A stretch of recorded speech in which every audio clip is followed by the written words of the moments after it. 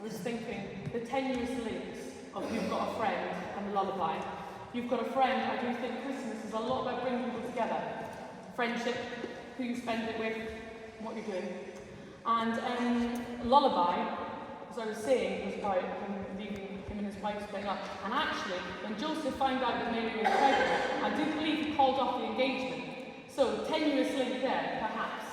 We'll see. But thankfully, they did get back together again, and that's how we know the story that we do. We are going to have our final sing-along song of the night, which is Hark the Herald Angels Sing. So, last one, you've been warming up slowly as the night gets on. First one was okay, not great. Second one was pretty good. Third one, I was quite impressed. Fourth one, afterwards, I might be inviting you to come and sing with the choir. We'll see. This is Hark the Herald Angels Sing.